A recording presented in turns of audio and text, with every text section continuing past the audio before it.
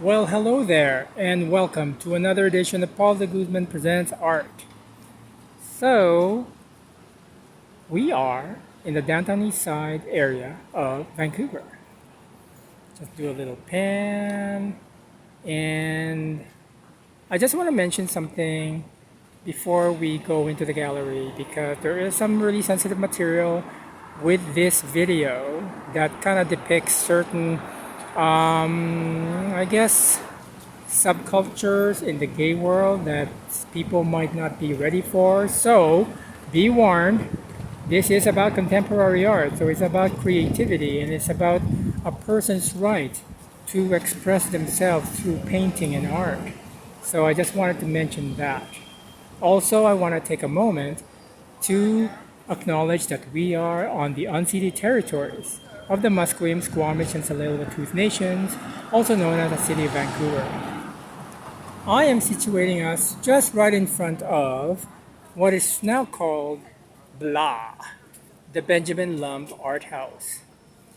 So the gallery is open, and the exhibition inside is by renowned painter Attila Richard Lukacs, and I'm going to tell you a little bit about his work.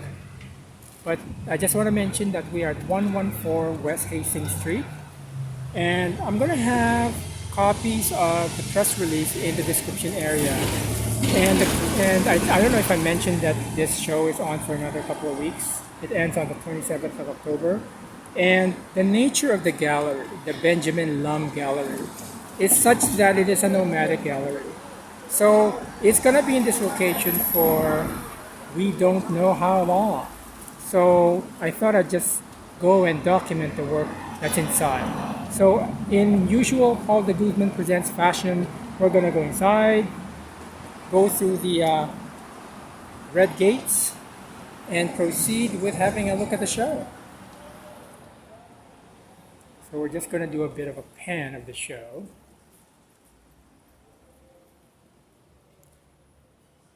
You might think that we are in New York or like the former meatpacking district in Soho back in the 1990s, and you might be right because a lot of this work was actually produced back in the late 90s. But before we go there, I want to kind of mention a little bit about what I know about Attila Richard Lukacs. So Lukacs was one of those artists in Vancouver, actually one of those painters in Vancouver, that graduated in the 80s and was included in an iconic show called The Young Romantics back in 1989 or 1987. And those artists, there's 8 of them in the show. And Attila Richard Lukacs, along with Graham Gilmore and Charles Ray and Mina Totino and Angela Grossman. Those are the only ones that I can actually remember at the moment. But there were 8 of them. And they were shown as the Young Romantics at the Vancouver Art Gallery. Actually, it might even be as early as 1985, and it was curated by Scott Watson. So fast forward a few years, or even a few decades, Attila had moved to New York and lived there for quite some time, and then he moved to Berlin and lived there for quite some time. And as you can probably attest to the aesthetics of the work, there is a gay skinhead subculture to these works.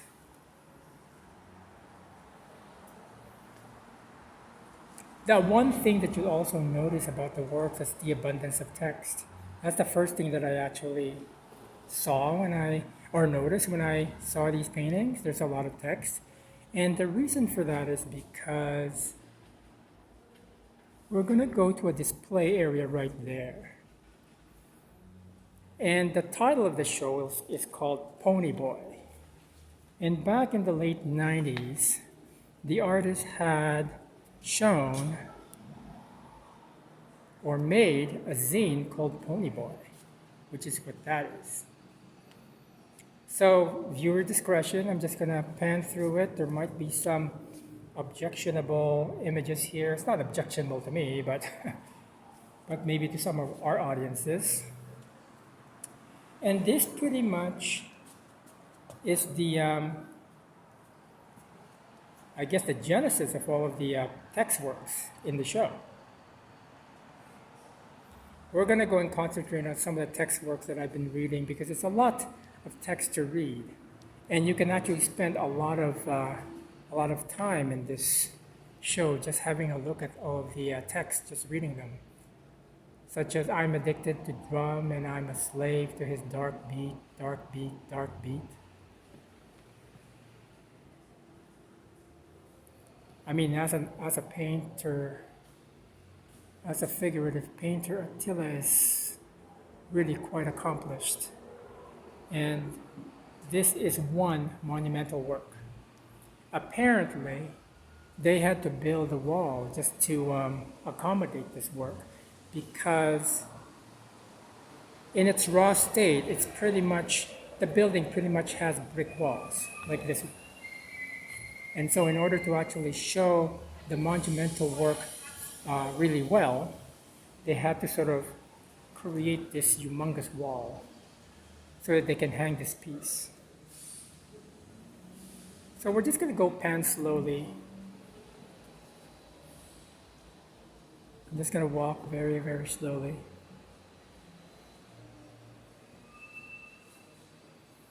It's been a while since I've seen his work because I think after he moved to New York and then moving to Berlin, he settled in Hawaii, I believe. I'm not sure if it's Honolulu. And then, as most Canadians would do when they're abroad, they would come back home. Because he went to the Emily Carr College of Art and Design. At the time, it was still a college. Now it's a university. And a lot of this imagery is pretty much the style that actually made him an international name to be recognized.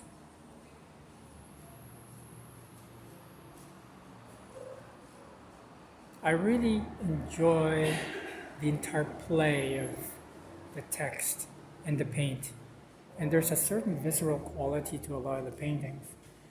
The paintings I've noticed are actually quite muted from the palette that he's been using before. But there's a lot of black and red and white. And then he uses it to a really good effect. You might also be kind of hearing in the background that there's some sort of club music happening because there's a second level to this, to the Benjamin Lumb art house. There's a bar downstairs, and it's quite a nice little sort of dungeon feel to it.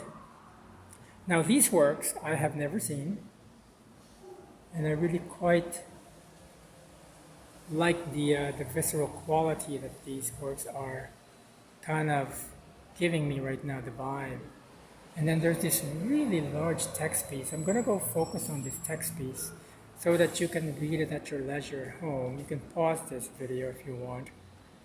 But it's also part of the zine called Pony Boi.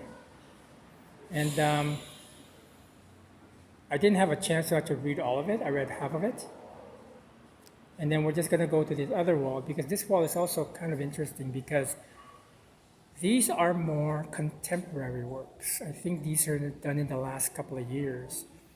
This particular one called Mouse Boy, when you look at these, see the grain, you see this sort of little trail of gnaw marks.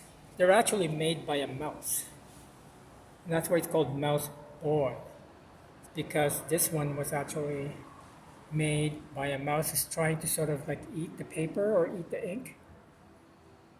Let's go a little bit closer.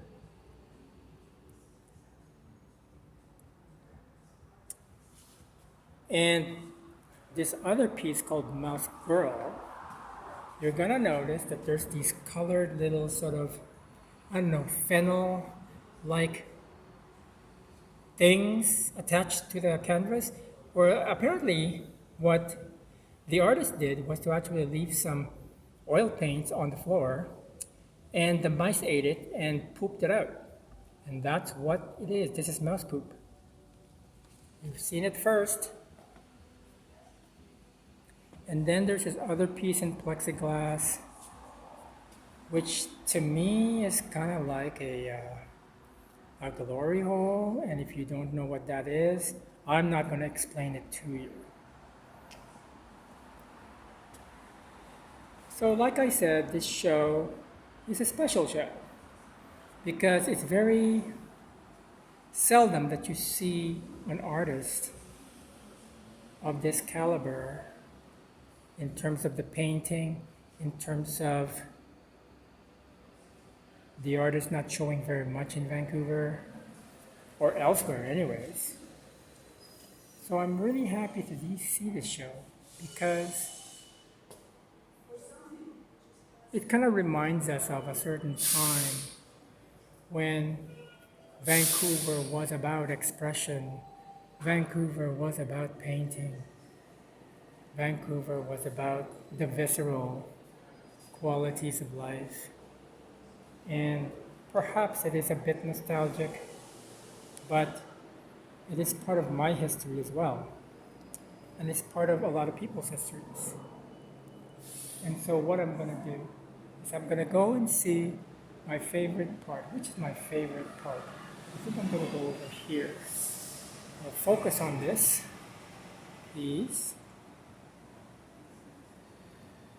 I'm going to go up close. And if you lasted this long, you obviously like the video, so you might as well click the thumbs up button. Also, if you wouldn't mind considering subscribing to the channel, that would be terrific. It's not going to cost you any money, so don't be such a cheap you-know-what.